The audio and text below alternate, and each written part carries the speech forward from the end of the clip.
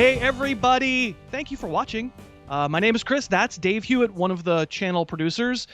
We are here today to talk about rookie running backs for 2021. I'd say mostly from a fantasy perspective, but also just interested in what they're going to be as players.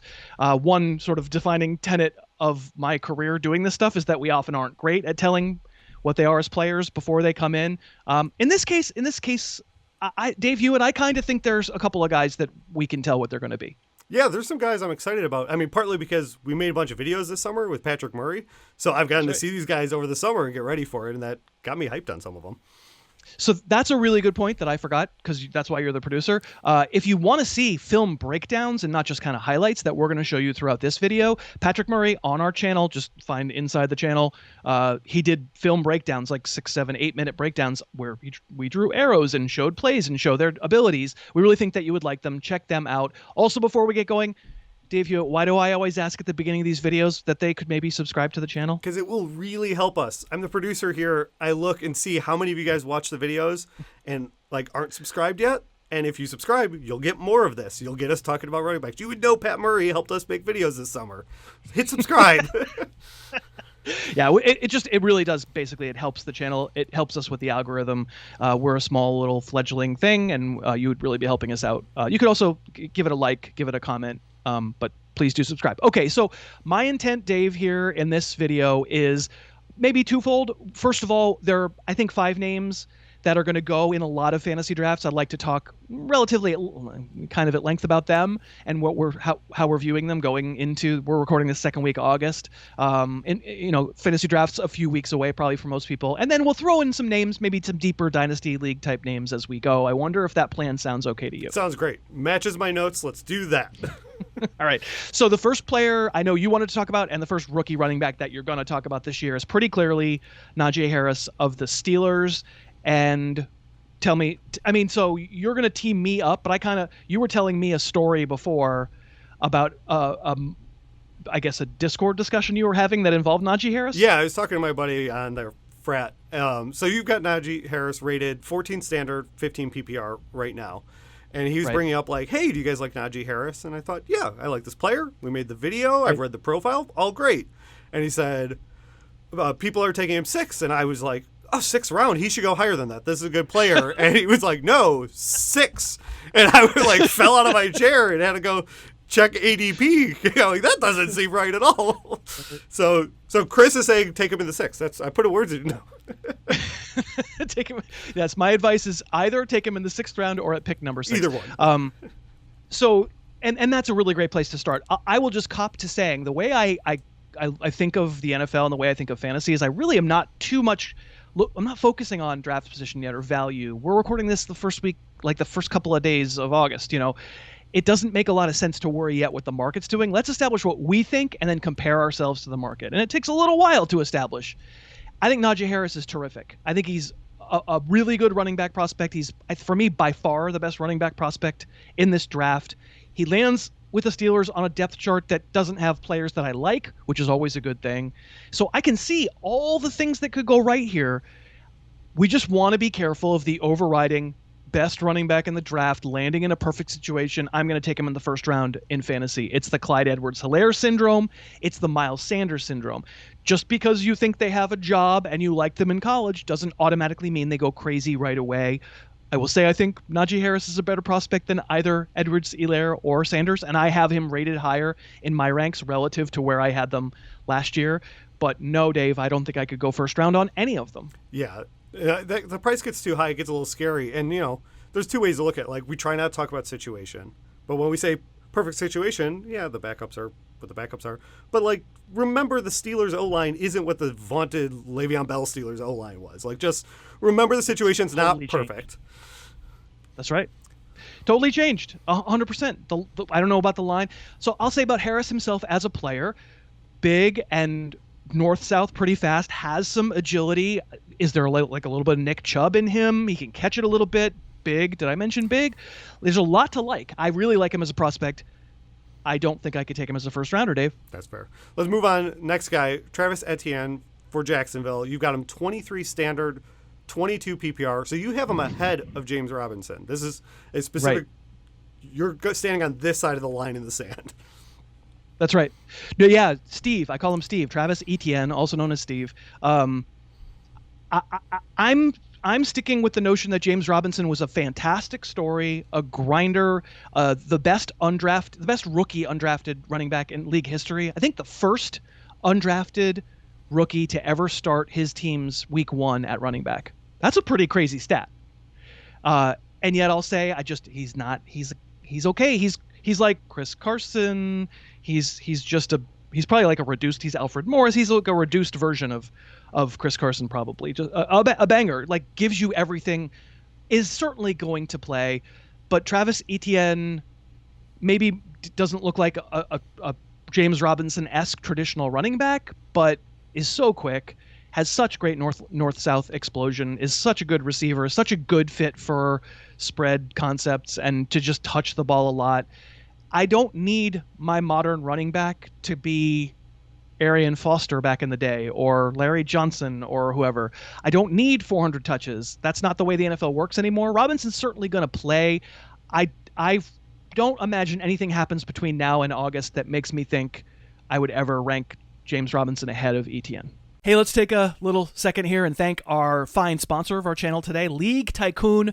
If you've ever thought about upgrading your redraft league to a dynasty league that uses contracts, it's really, really fun and made extra easy by League Tycoon. Some of the kids that we're talking about on this show today could wind up being your next great keeper in a dynasty league for cheap for a long-term contract. This format is so fun because it really gets trading going. People build for the future. People mortgage the future for now. But if you're a commission in that kind of league, you get a ton of spreadsheet work keeping track of player contract values and lengths, but not with League Tycoon. You'll never have to use a spreadsheet. Everything is automated. Even if you've never had a league that uses contracts, you'll be up and running right away. There's a great website. There's a great top-of-the-line mobile app to make being an owner and a commissioner easier. Take that next step in fantasy, play in a league that uses player contracts, and check out LeagueTycoon.com right now. Dynasty has never been easier. LeagueTycoon.com. All right, we're getting back into it with the rookie running backs. Next on the list, you got Javonte Williams for Denver. 25 standard, 31 PPR. You know, what are you feeling about, because start with situation. We don't care about situation. How are you feeling about Javonte Williams, the player? I think he's got the chance to be decent. If I had been choosing between the North Carolina running backs, him or Michael Carter, maybe in today's NFL I'd have been thinking Michael Carter. Maybe he fits a little bit better. Javonte Williams strikes me as more of a power runner, and that has kind of fallen out of favor. They're becoming a little bit more a dime a dozen. Before the break, we talked about James Robinson. Now, Javonte Williams strikes me as a better prospect than James Robinson with a higher ceiling. The comparison that I gave him in the almanac is Mark Ingram, and of course, at the end of his career, Mark Ingram had a season or two that really set the fantasy world on fire. But we can remember that Ingram's profile throughout his career was a good, not great power runner, usually teamed with someone else. For me, that's probably what Javonte Williams is, not dynamic enough to like really kill you on third downs, not going to jump over a lane or two and a run laterally quick to steal a play that was otherwise bottled up. Good, but like I think, you know, you're about to ask me about the situation, and in this case, because there's another good running back on the roster, it strikes me that it winds up being some form of timeshare. Yeah, that's where I instinctively wanted to talk about situation, because I was just like, well, Melly Gordon's there. We've traditionally liked Don't they have Melvin Gordon? Yeah. So like, I don't know how you felt about Gordon last year. It wasn't, you know, it was sort of a screwed up campaign for him, and maybe he was injured, and he's 28 now, and I thought maybe when he came back from injury, he didn't look the same. And then he would have I remember a late season game, December, against the Chiefs, where he had one long run, but also just a bunch of really good ones, just kind of kept Denver in that game. So it's in his body, but sometimes maybe that's what veterans do. They're able to stir the echoes every so often, but just can't give it to you consistently every week. I'll tell you, again, I emphasize beginning of August. I give my opinion a chance to develop as we get towards the end of August. I feel like I'm valuing them about the same, because I came out of last year thinking Gordon still had something left, but probably isn't quite the player that he was maybe 3 years ago with the Chargers. And I also come into the season thinking that Javonte Williams is a good, okay prospect, but not someone that I'm going to look back and just go, oh my God, can you remember when Javonte Williams came in the league? It doesn't strike. I think they're kind of equal. Yeah. Well, and your ranks reflect that. You got Melly like 24. He's right there at 25. Now what I understand is, again, not really paying too much attention to ADP right now, but I understand that the market is mostly valuing Williams above Gordon. And I understand it because of Gordon not having a great first season in Denver, but I'll also say I think to some extent that's just the shiny new toy syndrome again. Yeah. But there is a shiny new toy I want to talk about next on the list. Trey Sermon, you've got him 29 okay. Standard, 34 PPR. You have him rated one spot behind Mostert. You coward. Why? I have him graded one spot behind what you Raheem Mostert. Raheem Mostert. You got him Mostert. One slot ahead of him. And this is the guy, Chris, that, Waldman came out, Patrick Murray came out. Like, this is the guy they're really excited about. And I caught the contagion. Okay. Well, let's you said those names really fast. Matt Waldman. Yes. Rookie scouting portfolio, pretty esteemed colleague, good friend of mine and pretty esteemed guy. He had Trey Sermon as his pre-draft, landing spot independent, had him as his number one running back in this class. And that's a hill to die on. That is not a consensus opinion. Certainly Najee Harris was most people's consensus number one, but Matt knows a lot and he's excited about the combination of power and speed. I'll say there to me, maybe there's a little Melvin Gordon in Trey Sermon. So like, I guess I see what he's saying. But I also didn't see it consistently throughout his college career. At Oklahoma, he was good. He transferred. He's at Ohio State. It was a good year. He was okay up until he became everything in the college championships. That's my feeling about the player is that there are bursts of greatness in college that come along with some inconsistency, and I've seen that profile a lot. It reminds me of Miles Sanders' profile. This kid isn't as fast as Miles Sanders, probably a little more powerful than Miles Sanders, but I do worry about those guys that we assume that they're going to come in the NFL and be ready to be every down backs. And then there's just situation talk. I don't know how you have felt about the way Kyle Shanahan has used running backs in the recent past, but if you feel great about it and that he's going to pick one guy, I doff my hat to you, sir. That gives me a second to plug the Almanac. You guys should go read the Raheem Honey Mustard profile to hear Chris talk about his love of cereal. It's just fun. You should go read that profile. Okay.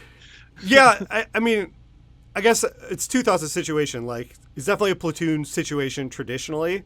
But my thought coming in was just like, what you even wrote in the profile, but it was what I thought on my own was, is Mostert great? Like, I'm not as afraid of a situation where I like, oh, well, he can't steal the job because this other guy's really good. Like, that was really my thing was I thought if Trey could excel, like if it could be the highlights that we've seen or the video that we made where it was good, I thought there's a chance he could take the job, but maybe not.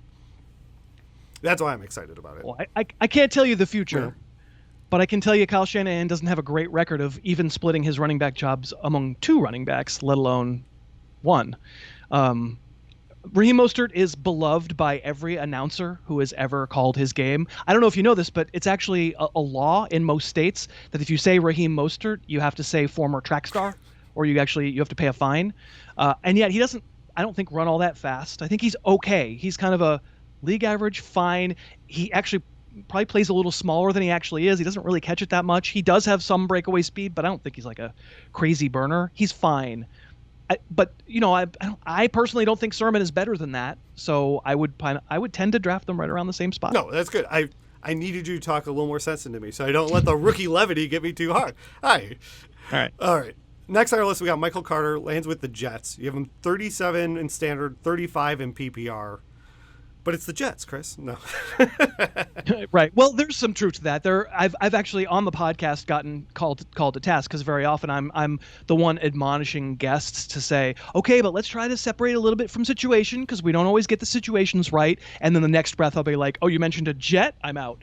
And yet I think that's human nature, and we're trying to pull the situation away as much as we possibly can, but there's some cases we just can't. And the Jets offense feels like, I feel like the Patriots offense feels the same way. I'm just, I probably wouldn't reach for anybody because it's like at the margins. I think the Chiefs is pretty good. I think the Jets and Patriots, I'm a little worried about those offenses. But I'll talk about Carter just as a prospect for a second. I mentioned earlier that I probably liked him as a draft prospect, maybe a little more than Javonte Williams. but I understand that there's, what would we call it, tweener potential. You know what I mean? Like, and that probably could be said of Etienne, maybe even more so. But I think Etienne has more special qualities, more I don't know, like Ray Rice type qualities. Whereas I'm not sure whether Michael Carter is going to be. I think the Jets imagine he's Alvin Kamara, and I'm like, but maybe he's Dion Lewis. You know, it's a pretty wide spectrum to go across. But you get the point of the kind of player I think Carter is. The quicker. Probably even quicker than fast, but pretty fast. Not going to be super physical, but not like a total shrinking violet. Body-wise, there's some Kamara comparisons. There really is. So if the Jets are able to kind of... Alvin Kamara is not a traditional running back. Alvin Kamara doesn't rush for 1,000 yards ever, right? It's just they're going to have him on the field a ton and throw him the ball and have him catch 900 yards receiving. If that winds up being Carter, then I'm probably a little too low on him.